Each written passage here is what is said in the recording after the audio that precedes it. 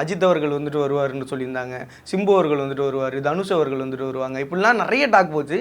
ஆனால் எதிர்பார்த்த யாருமே வரல அப்படின்றதான் நிதர்சனமான உண்மை. அது ஏன் அப்படின்னு நடிகர் விஜயா இருந்திருந்தா, நடிகர் விஜயா மட்டும் இருந்திருந்தா நிச்சயமாக இவங்கெல்லாம் இந்த விழாக்கு வந்திருப்பாங்க. அரசியல்வாதி விஜயா மாறினதுக்கப்புறம் பார்த்தீங்கன்னா இன்றைக்கி வந்து ஆளுங்கட்சி வந்து விஜய் எதிர்த்து அவருடைய குரலை வந்து கொடுத்துட்ருக்காரு.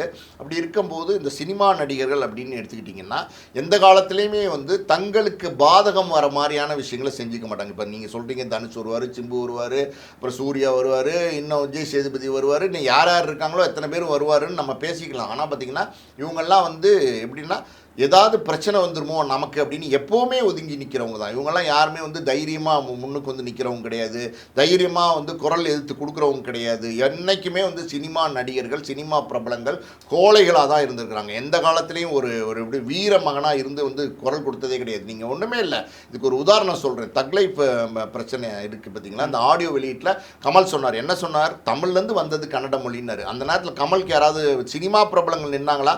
நடிகர் சங்கம் கூட பார்த்தீங்கன்னா ஒரு வாரம் 10 நாள் யோசித்து கொடுப்போமா வேண்டாமான்னு யோசித்து ஒரு அறிக்கை வந்து கொடுத்துருந்தாங்க.